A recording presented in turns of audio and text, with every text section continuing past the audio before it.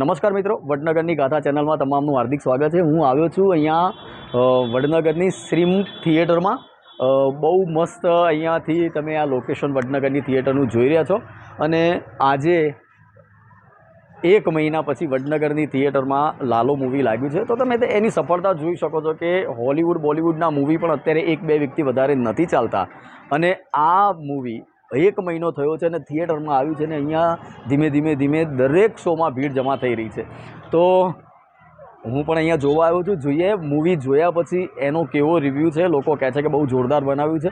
તો પછી મૂવીના એન્ડમાં પત્યા પછી પણ આપણે અને ચાલુ થિયેટરમાં પણ વિડીયો લેવાનો પ્રયત્ન કરીશું. તો આવો ચલો સીધા જ મળીએ થિયેટરમાં લાલો મૂવીમાં.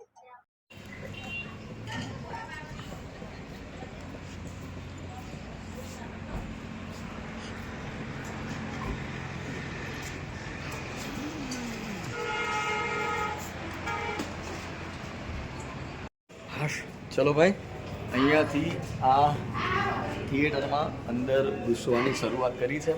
પગથિયા ઉપર જોઈએ કે બહુ મસ્ત રીતે બધા લોકો અહીંયા એના ઉત્સાહને જોઈને બધા આવ્યા છે. મળીએ ઉપર આગળ થિયેટરના અંદર જઈને પણ.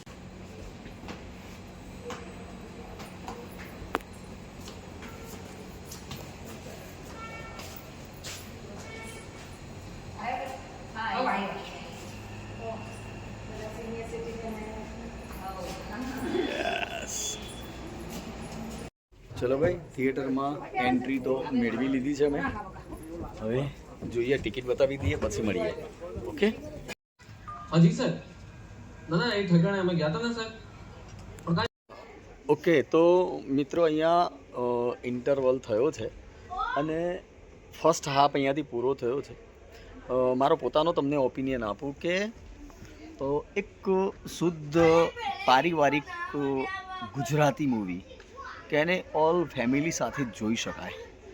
અને શરૂઆત થઈ છે અને ટ્રેપ્ડ મૂવી જેમ આપણે જોયું હતું હિન્દીમાં કે એક જગ્યાએ કોઈ વ્યક્તિ ફસાઈ જાય છે અને એની આ થોડીક એક કૃષ્ણ સાથેના સંબંધોની ગણો કે એક પારિવારિક ફેમિલીની સ્ટોરી ગણો.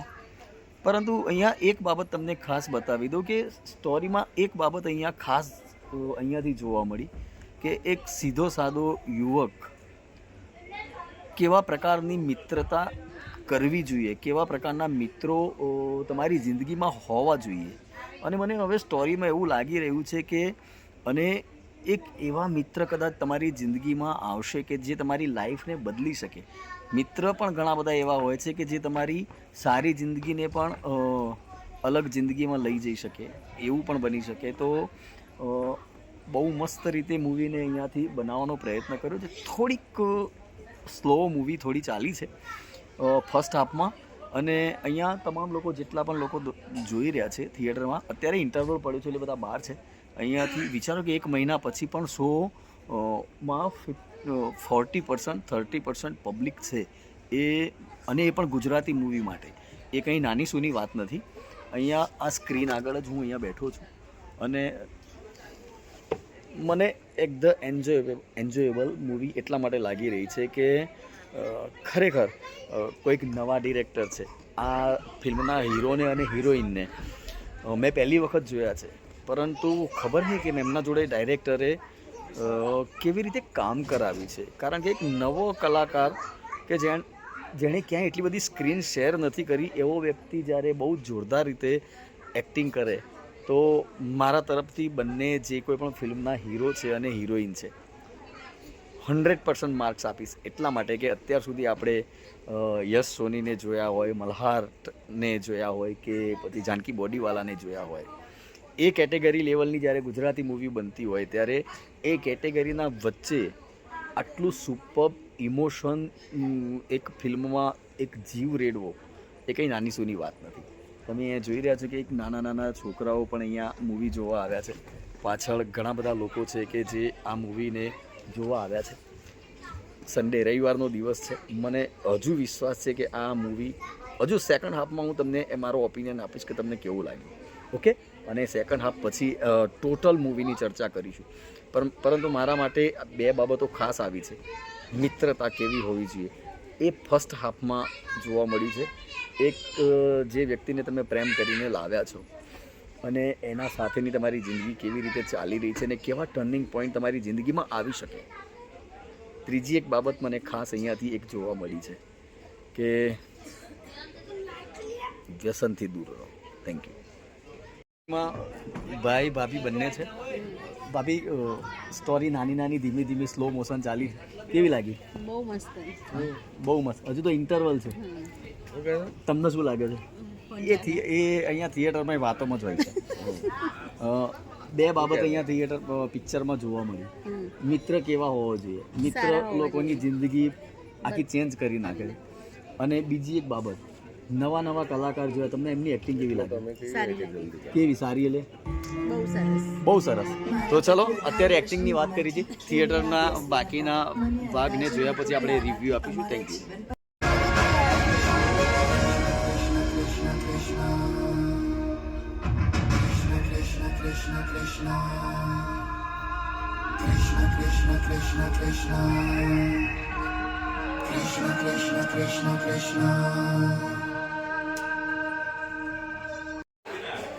થિયેટરમાંથી ખરેખર બહાર નીકળ્યા છીએ અને એક ઘણા વર્ષે એક ઇમોશનલ મૂવી જોવા મળ્યું છે.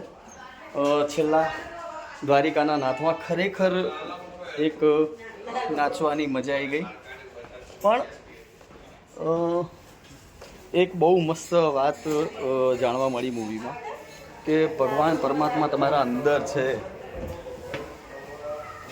અને કર્મ તમારા જાતે કરવાનું છે. બસ બહુ મસ્ત એક શોર્ટ ફોર્મમાં ઇમોશનલ સાથેની આ સ્ટોરી જોવા મળી છે. વિચાર્યું નહીં હોય તમે કે આટલો એક નાનો સંદેશ એક મૂવી આપી જાય. અંદર બહુ બધા લોકો ઇમોશનલ થઈ ગયા હતા. બહુ મજા આવી થિયેટરમાં. હજુ પણ થોડા બાકીના રિવ્યૂ તમને આપું છું થોડી વારમાં.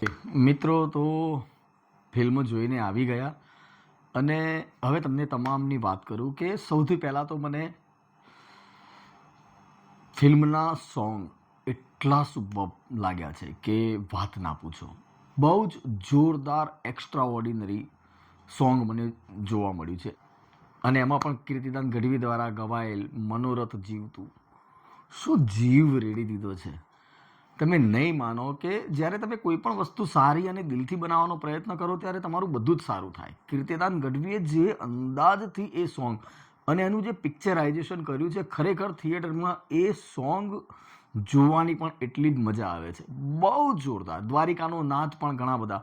અને બીજા નંબરે એક પોઈન્ટને જાણે ખબર નહીં કેમ કે એ લોકોએ ધ્યાન રાખી છે. સંવાદો એકદમ ઝીણા ઝીણા સંવાદોમાં તમને એટલું જોરદાર હાસ્ય પણ આમ નોર્મલી આવે છે. તો બહુ જોરદાર વાત હતી. પરંતુ કૃષ્ણ સદા સહાય હતી. એટલે સ્ટોરી એવું કહેવા માંગે છે કે હું તમારા અંદર છું, તમારા ભીતર છું, તમારા અહીંયા અંદર જોઈ લો. કેમ કે ફિલ્મના એન્ડમાં બહુ મસ્ત સિચ્યુએશન બતાવી છે કે ભગવાન, મેં તમને ક્યાં ક્યાં શોધ્યા, તમે મને ક્યાંય ના મળ્યા. તો જે કૃષ્ણ ભગવાન જે શબ્દ વાપરે છે કે મને ક્યાં બધે જોવાની જરૂર હતી, તારા અહીંયા મને શોધવાનો હતો. તો બહુ હાર્ટ ટચિંગ સ્ટોરી અહીંયા બનાવી છે. Extra ordinary. મને ખરેખર દિલથી આ મૂવી એકદમ જોરદાર લાગી. બધા જ લોકો સંવાદ, મ્યુઝિક, કેમેરામેન, એડિટિંગ સેલ્યુટ આપવી પડે. નવા નવા આર્ટિસ્ટો, નવા નવા એડિટર, ડિરેક્ટર બધા હોય અને આટલું જોરદાર એડિટિંગ કર્યું છે. શું મૂવી બનાવી છે. Cinematography mind blowing. આ જ છે એક સક્સેસ મૂવીની કહાની. અને આ બધાની વચ્ચે તમે બધાને યાદ કર્યા કે કૃષ્ણ ભગવાનનો જેણે રોલ કર્યો છે એને યાદ કર્યા, કે પછી જે લાલો બીજો જે બન્યો છે એને યાદ કર્યા. પરંતુ એક પાત્રની ક્યાંય કોઈ ચર્ચા નથી કરતું અને એ પાત્રની હું ચર્ચા કરવા માંગીશ.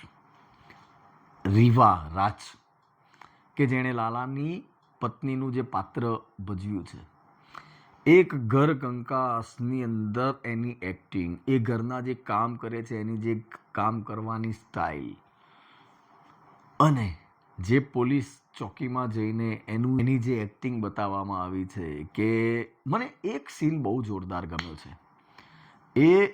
હું તમને વાત કરું કે આપણે જેમ રાસલીલા રાસ મંડળી જેમ રમતા હોય ત્યાં એક સોંગ મસ્ત ચાલે છે અને એ વખતે 15-20-21 દિવસથી કદાચ લાલો ગુમ થયો હોય છે અને જે ફિલ્મની જે હિરોઈન છે એ ના છૂટકે એકચ્યુઅલી એ કંઈક બીજી સિચ્યુએશન બહુ મસ્ત હાથમાં ડબી છે એના ઉપરથી કદાચ તમામ દર્શકોને ખ્યાલ આવી જશે કે આ શું કરવા જઈ રહી છે, પરંતુ એના માસી એને ત્યાં એ જોવા માટે લઈ જાય છે તો તૈયાર થઈને જાય છે અને એ વખતે જે ફિલ્મની જે હિરોઈન છે રીવા, એ જ્યારે સોંગ પતવાનું આવે છે ત્યારે મને એમ લાગે છે કે જે અહીંયા જે ગરબા રમાઈ રહ્યા છે, જે સોંગ ચાલી રહ્યું છે અને રાધા અને કૃષ્ણનું રાસલીલા ટાઈપનું આ જે સોંગ ચાલી રહ્યું છે, મને એમ લાગતું હતું કે અહીંયા ડિરેક્ટર કંઈક અલગ વિચારશે અને કદાચ જે લાલાની પત્ની છે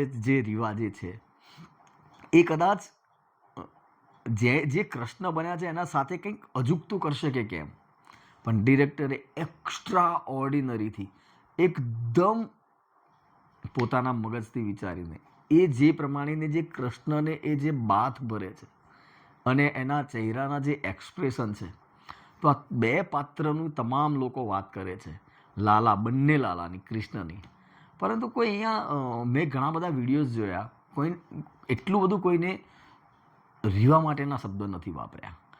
મને એવું લાગે છે કે ગ્રેટ આર્ટિસ્ટ છે, ગ્રેટ, બહુ જોરદાર મજાની મૂવી. હજુ પણ એના શું કહેવાય કે સ્પંદનો જાણે આમ શરીરમાં ચાલી રહ્યા હોય, કૃષ્ણ આજુબાજુ ફરતા હોય, એ પ્રમાણેની ફિલિંગની અનુભૂતિ કરાવી આટલા બધા વર્ષો પછી. તમને ખ્યાલ ના હોય તો કહી દઉં કે 10 દિવસ, 15 દિવસ સુધી, 20 દિવસ સુધી આ મૂવી એટલું બધું માર્કેટમાં નહોતું ચાલ્યું, પણ કૃષ્ણ સદા સહાય તે તો અચાનક જ એણે વેગ પકડ્યો છે. કરોડો રૂપિયાની કમાણી અત્યારે મૂવી કરી રહ્યું છે. નાઇટ શો, સાંજના શો, મોર્નિંગના શો બધા જ હાઉસફુલ જઈ રહ્યા છે. પણ દાદ આપવી પડે મારા ઇન્ફ્લુએન્સર ભાઈઓને, મારા યુટ્યુબર ભાઈઓને, કે એ લોકોએ આ ફિલ્મને આસમાન ઉપર પહોંચાડવામાં એટલી જ મદદ કરી છે. તમને લાગશે ને કે કોઈ પણ મૂવી, એક મૂવી જે દિવાળી ઉપર રિલીઝ થાય છે એ મૂવી 10 લાખ, 20 લાખ, 40 લાખ આવું એનું કલેક્શન થાય છે અને પાછળ બહુ મસ્ત મસ્ત મૂવી આવી રહી છે. કઈ કે ચણિયા ટોળી કે મિસ્રી, ગજબના આર્ટિસ્ટોની મૂવી હતી અને બધા આર્ટિસ્ટોના વચ્ચે આ મૂવીએ તમામને પછાડીને આગળ આવ્યું છે. તો ડિરેક્ટર ધન્યવાદ.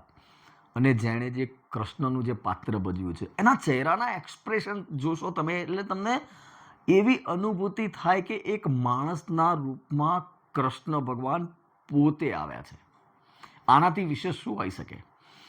લાસ્ટમાં તો હું પણ થિયેટરમાં બહુ જ છેલ્લા દ્વારિકાનો નાથ જે સોંગ આવ્યું એમાં જેટલા પણ થિયેટરના માલિક છે તમામને પણ અહીંયાથી વિડીયો દ્વારા કહીશ કે આ સોંગ ચાલતું હોય ત્યારે લાઇટ પ્લીઝ પછીથી ચાલુ કરો. બહુ જોરદાર સોંગ છે. તો આ તો રિવ્યૂ મારી ફિલ્મ જોવાની અનુભૂતિ. કદાચ તમે લોકોએ પણ ફિલ્મ જોઈ હોય તો ચોક્કસથી મને કોમેન્ટ કરજો. આવી જ મારા ઘરની અને મારી પોતાની પણ લાઈફસ્ટાઈલ જ્યાં જઉં છું ત્યાં વિડીયો બનાવવાનો પ્રયત્ન કરું છું. આશા રાખું છું કે વિડીયો ગમ્યો છે. ફરીથી બીજા વિડીયો સાથે મળીશું. ત્યાર સુધી વંદે માતરમ.